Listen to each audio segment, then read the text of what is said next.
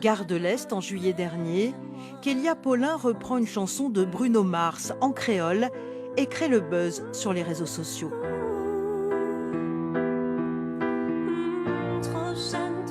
C'est chez elle que tout a commencé pendant le confinement. En manque de la Martinique, elle se met à revisiter des standards de la musique antillaise.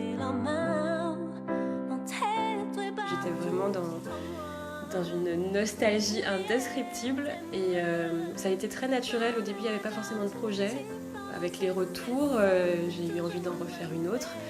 Et cette fois-ci, j'ai un peu changé d'angle en me disant, en fait, si je revisite, il faut que je revisite à ma manière. Le projet Créole Cover est né. Kélia reprend des chansons de Mario Canonge, de Cassave ou de Paille avec l'objectif de valoriser la langue créole. Le créole parce que c'est ma deuxième langue maternelle, parce que c'est une langue qui à tout moment peut disparaître si on ne la parle pas, si on ne la met pas en valeur. En fait, je prends soin dans mes vidéos, par exemple, de l'écrire et de le traduire.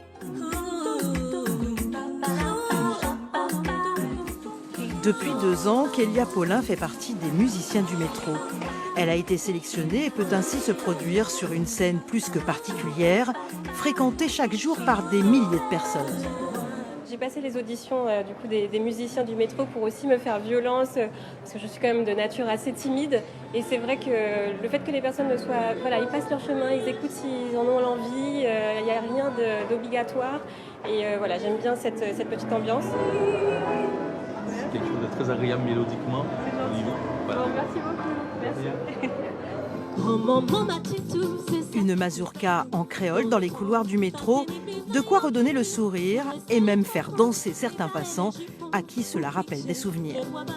Je me suis arrêtée tout de suite parce que oui, effectivement, ça m'a interpellée. Elle est vraiment belle cette chanson et c'est du temps, c'est toute ma jeunesse en fait. Elle a une voix au top. Hein. Allez, au revoir. Bonne continuation. Je viens chercher du sourire, c'est beaucoup de bienveillance finalement et je repars toujours hyper satisfaite.